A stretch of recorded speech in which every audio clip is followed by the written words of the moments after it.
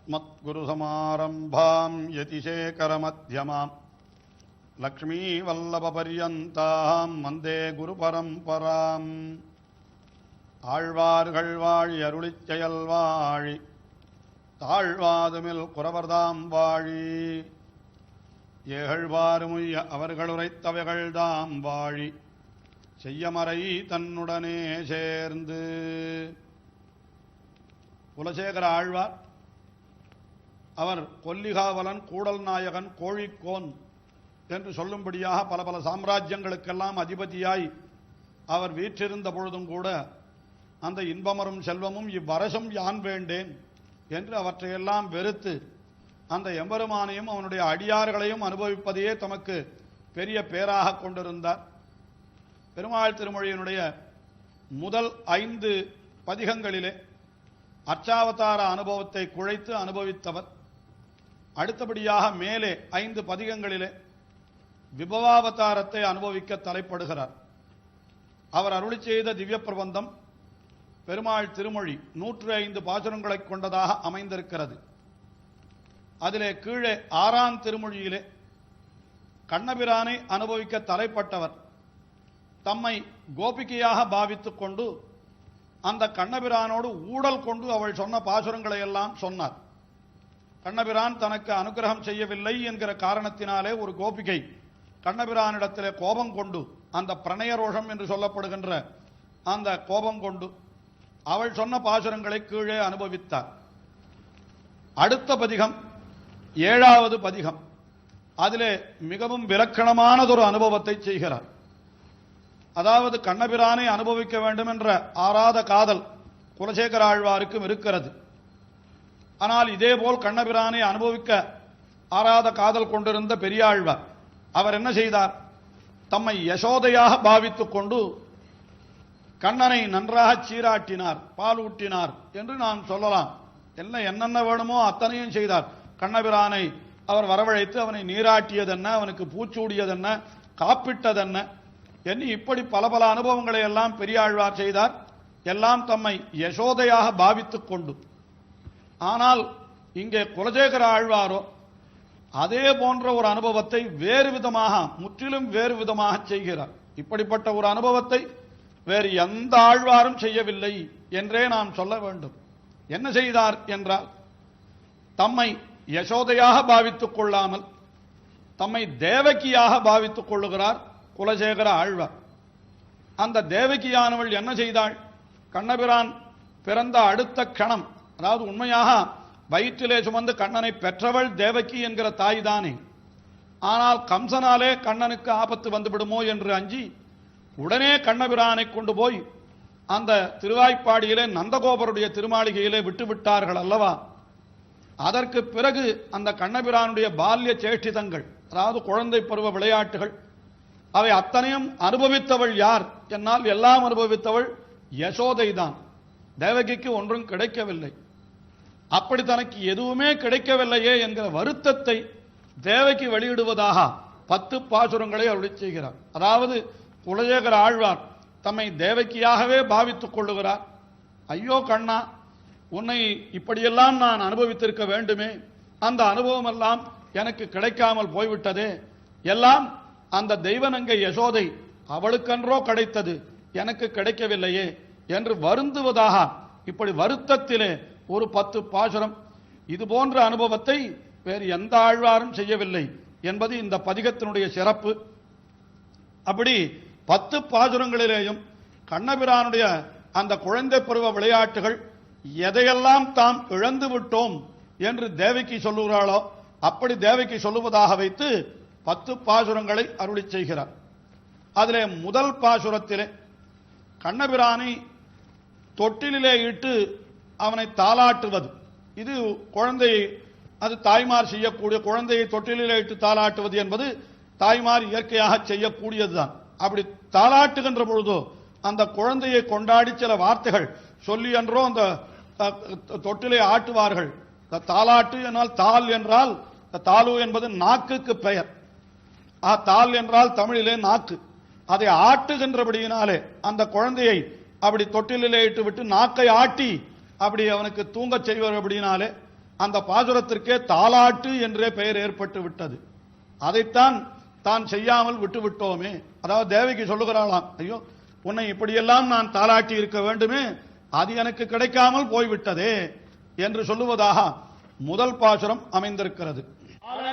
கரும்பண்ண வந்தாலோ அம்புயத்தடன் கண்ணினந்தாலோ வேலை நீர் நிறத்தன்ன வந்தாலோ வேளப்போதகமன்ன வந்தாலோ ஏழவார் குழல் என் மகந்தாலோ என்னென்ன என் வாயில நிலையா தால் உரைத்திடும் திருவினை இல்லா தாயரில் கடையாயினதாயே. கண்ணபிரானை தொட்டிலே இட்டுவிட்டு அந்த குழந்தையை பார்த்து என்னவெல்லாம் சொல்லி தாலாட்ட வேண்டும் அதையெல்லாம் சொல்லுகிறாள் தேவகி. ஆனால் அதெல்லாம் தான் செய்யவில்லை என்கிறாள். என்ன சொல்லுகிறாள்? ஆலை நீள் கரும்பு அன்னவன் தாலோ.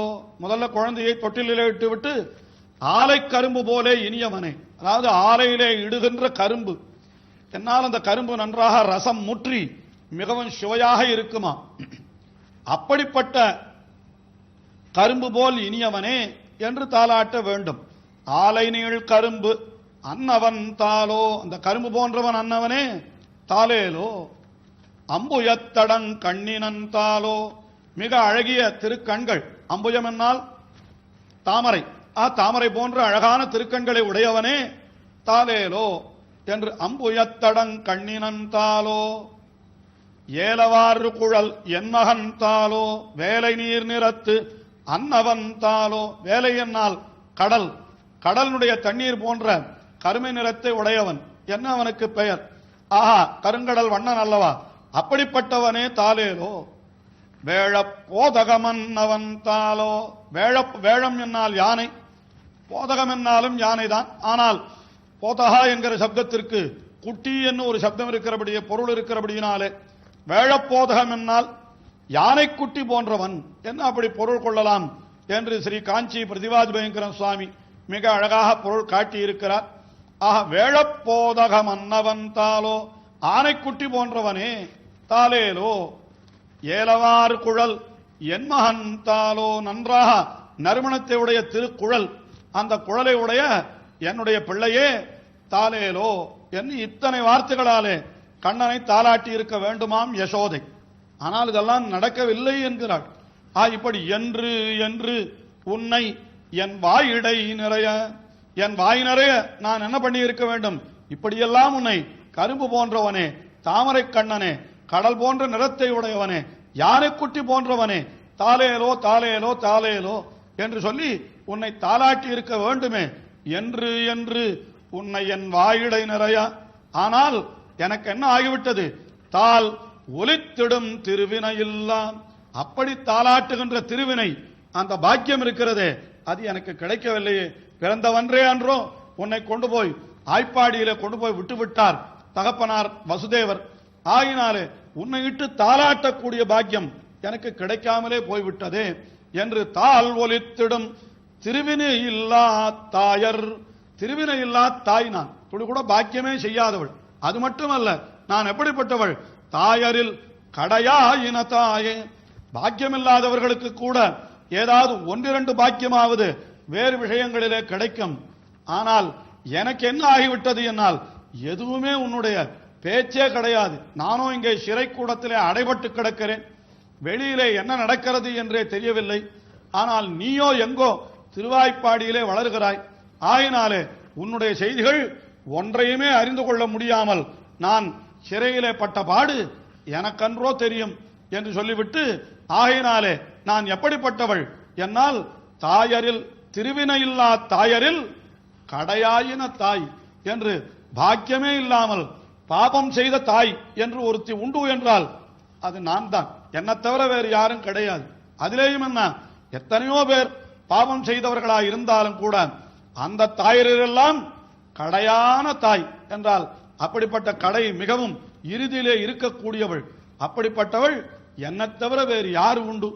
குழந்தை பிறந்தவுடனே அந்த குழந்தையை தொட்டிலே இட்டு கரும்பு போல இனியவனே தாலேலோ, புண்டரீகாட்சனே தாலேலோ என்று இப்படியெல்லாம் தாலாட்ட வேண்டாமா?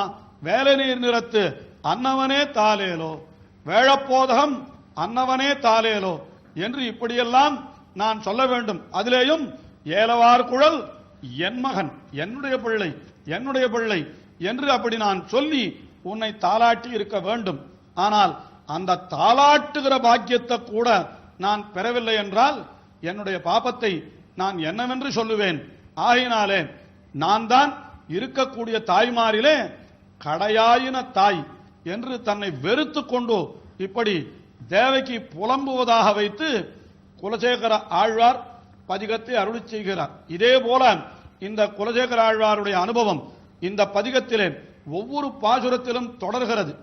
இது போன்ற ஒரு அனுபவம், அதாவது தமிழிலே இதை கூட ஒரு சுவையாக சொல்லுவார்கள். அதாவது இதற்கு அவலச்சுவை என்று பெயர்.